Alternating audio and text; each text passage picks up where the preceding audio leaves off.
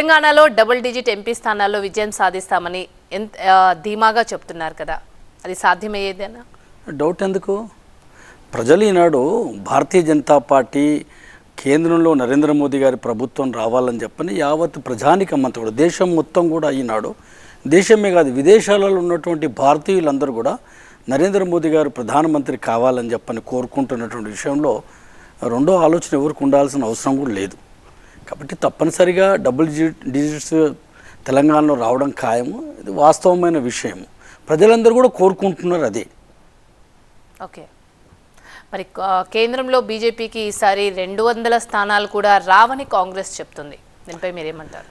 కాంగ్రెస్ 200 స్థానాలు రావు, నరేంద్ర మోదీ గారు ప్రధానమంత్రిగా కారు, మా రాహుల్ గాంధీ ప్రధానమంత్రి అవుతారని చెప్పకుండా బీజేపీ ప్రభుత్వం వస్తుంది 400 స్థానాలు వస్తాయని చెప్తారా? వాళ్ళ డ్యూటీ వాళ్ళు చేస్తున్నారు. తప్పేముంది అందులో? వాళ్ళ పార్టీ ఆలోచన, వాళ్ళ పార్టీ నాయకుడు మాట్లాడేటువంటి విషయాల్లో స్పష్టంగా వాళ్ళు మేమే గెలవాలి, మా ప్రభుత్వమే రావాలని కోరుకుంటారు. అందులో తప్పేం లేదు. కానీ భారతీయ జనతా పార్టీ గెలవాలని ప్రజలు కోరుకుంటున్నారు. నరేంద్ర మోదీ గారు ప్రధానమంత్రి కావాలని ప్రజలు కోరుకుంటున్నారు. కాంగ్రెస్ ప్రభుత్వం రావాలి, భారతీయ జనతా పార్టీ 200 స్థానాలు రావాలని కాంగ్రెస్ నాయకులు కోరుకుంటున్నారు. ఇది తేడా ఇంతే. కాబట్టి భారతీయ జనతా పార్టీ కేంద్రంలో ప్రభుత్వం రావాలని ప్రజలు కోరుకుంటున్నారు. 400 పై స్థానాలు చిలుకు గెలవాలనే ఆలోచనతోని, గెలిపించాలనే ఆలోచనతో ఆ స్లోగన్ 400 అబ్కీ బార్ 400 పార్ అని చెప్పని భారతీయ జనతా పార్టీ కార్యకర్తలు అనలే. మొదటిసారి ఈ దేశంలో ప్రజలు అంటున్నారు. మొదటిసారి ఈనాడు ప్రపంచం 200 దేశాలలో ఎన్నికల కన్నా ముందే ఏ ప్రభుత్వం వస్తుంది, ఎవరు ప్రధానమంత్రి అవుతుందని ప్రజలు నిర్ణయం చెప్పినటువంటి మొదటి ఎన్నిక ఈనాడు. 76 సంవత్సరాల భారతదేశ స్వాతంత్రం వచ్చిన తర్వాత నరేంద్ర మోదీ గారు కావాలని కోరుకుంటున్నటువంటిది తేటాతెల్లం అయిపోయింది. ఊరికే నామకే వాస్తే 4వ తారీఖు కౌంటింగ్ ఇదంతా, కానీ ప్రధానమంత్రి నరేంద్ర మోదీ అనేది ప్రజలు తేల్చేశారు. ఓకే, తెలంగాణ విషయానికి వస్తే మీకు డబుల్ డిజిట్స్ వస్తుందన్న కాన్ఫిడెంట్ ఏంటి? ఒకవేళ కేంద్రంలో అధికారంలోకి వస్తే బీజేపీ తెలంగాణకి ఏం చేయబోతుంది? ఏం చేయలేదు. మేము అధికారంలో లేకున్న తెలంగాణలో కేంద్రం అధికారంలో ఉండి ఈనాడు 10.5 లక్షల కోట్ల రూపాయలు తెలంగాణ రాష్ట్ర అభివృద్ధి గురించి ఇవ్వడం జరిగింది. స్పష్టంగా కేంద్ర మంత్రులైనటువంటి కిషన్ రెడ్డి గారు గత సంవత్సరం జూన్ 23వ తారీఖు నాడు ఏదైతే ఆర్టీసీ కళ్యాణ మండపంలో చెప్పినటువంటి విషయము, ఆనాడు 9.5 లక్షల కోట్ల రూపాయలు.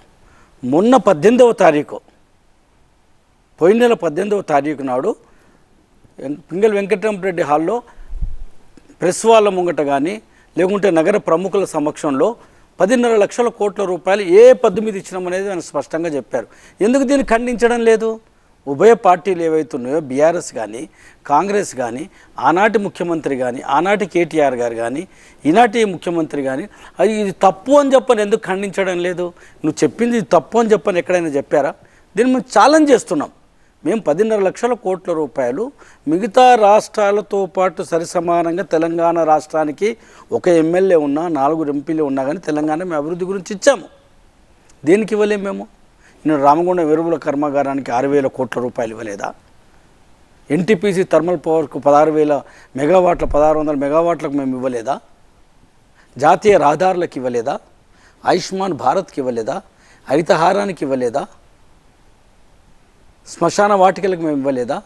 గ్రామ సర్పంచ్లకు డైరెక్ట్గా నిధులు ఇవ్వలేదా? ఎంఎంటీసీ ఇవ్వలేదా? మెట్రో రైలుకి ఇవ్వలేదా? వందే భారత్ రైలు 4 రైళ్లకు ఇవ్వలేదా? రైల్వే స్టేషన్ల అభివృద్ధి గురించి సికింద్రాబాద్ రైల్వే స్టేషన్తో పాటు మిగతా రైల్వే స్టేషన్లకు 840 కోట్ల రూపాయలు ఇస్తే సికింద్రాబాద్ రైల్వే స్టేషన్కి 721 కోట్ల రూపాయలతోని ఎయిర్పోర్ట్తో సరిసమానంగా దాన్ని తీర్చిదిద్దాలనే ఆలోచనతో కిషన్ రెడ్డి గారు స్వయాన ప్రధానమంత్రి గారిని తీసుకొచ్చి అక్కడ భూమి పూజ చేయించి ఇప్పటికి 25% పని పూర్తయినటువంటి వాస్తవం కాదా? ఎన్నని చెప్పాలి? దేనికి ఇవ్వలేదు మేము చెప్పండి. అంగన్వాడీ టీచర్ల జీతాలు మేము ఇవ్వడం లేదా? మధ్యాహ్న భోజనం పథకానికి కేంద్ర ప్రభుత్వం నిధులు రావడం లేదా? సెంటర్ స్టేట్ రిలేషన్షిప్లో భాగంగా ఇది ఇవ్వాల్సిన బాధ్యత మీకుంది అంటారు. ఎందుకు లేదు? తప్పనిసరి బాధ్యత ఉంది.